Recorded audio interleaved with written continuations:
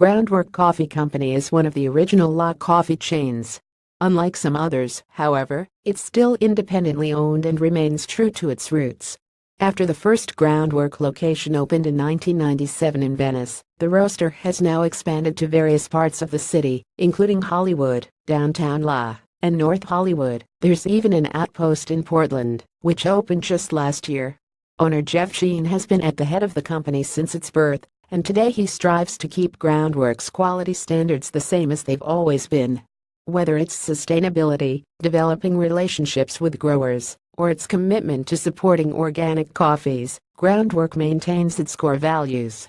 While Groundwork North Hollywood operates under the same guiding philosophy as the roaster's other locations, its location is totally unique.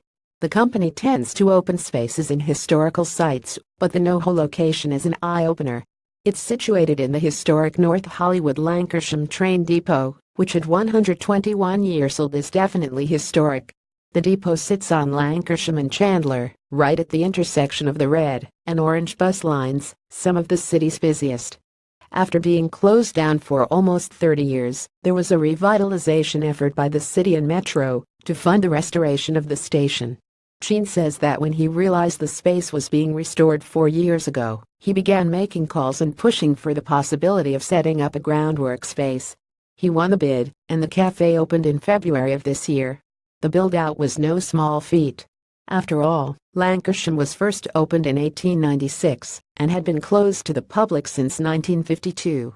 When we took possession, Sheen says, it was essentially a shell that had to be carefully revamped to accommodate a cafe and functional food space, while the character of the depot remained intact. Sheen wanted to bring life back to the area and make it a community gathering space once again. Opening in the depot is significant because it was the hub of the community for decades before La's light rail system was shut down, he says. Now, Metro and the city of La have breathed new life into this corner and put it back in its place of prominence in the community. Walking inside is truly a trip back to a more classical La.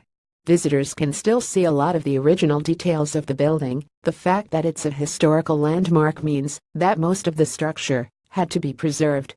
Sheen felt it was important to keep the feel of what a cafe 100 years ago might have felt like. The only new additions have to do with the coffee. At this space, patrons will find a La Marzocco GB5, Malkin and K30 twin espresso grinder and bulk grinder, Curtis Seraphim under-counter brewer, and a custom environmentally friendly row water system. There's also a kitchen, so the menu offered here is the same as other Groundwork locations. Jeff Sheen on left in the future. Sheen hopes to offer more items on the menu. Dinner may be in the works. Also, with the makeup of the space, it's ideal for a variety of events. Oh yes, says Sheen. The space is perfect for live music. We will continue our art program curated by Art Share La. The sky's the limit. Tatiana Ernst at Tatiana Ernst is a Sprudge staff writer based in Los Angeles.